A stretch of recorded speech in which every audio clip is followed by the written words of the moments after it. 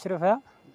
मैं ऊपर पंचायत आड़ी बुड्ढा से वार्ड नंबर 5 से ताल्लुक़ रखता हूँ। सबसे पहले तो आपका शुक्रिया अदा करता हूँ कि आपने अपना कीमती वक्त निकाल के हमारे आड़ी बुड्ढा का दौरा किया। और उसके बाद ये जो हमारा इधर मेन मसला है, ये आज जहाँ हम खड़े हैं, आप खड़े हैं, ये है हाई स्कूल हमारा आड़ी बुड्ढा ऊपर पंचायत कुटेड़ा, इसका नाम रखा गया है।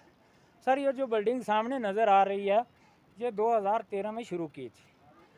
एक ठेकेदार आया, उसने प्लांट डाला और वो भाग गया। 2-4 साल उसके बाद फिर दौड़ धूप किया हमने महकमा के साथ जाकर, कई बार दौड़ते रहे। सरपंच, हमारे नंबरदार साहब और हमारे मेंबर पंचायत जितने भी थे, तो उन्होंने बोला कि भाई आपका दोबारा काम हम शुरू कर देंगे। फिर उसके बाद इसका दूसरे ठेकेदार ने टेंडर भरा तो उसका लेंटर डाला गया।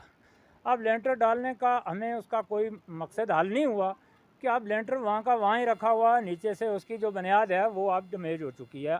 हालिया जो बारिश हुई है इसकी वजह से भी इसको नुकसान हुआ है और बहुत चक्कर लगाए हमने महकमा के साथ, लेकिन हमारी जो इधर ये बिल्डिंग है ये ना के बराबर है।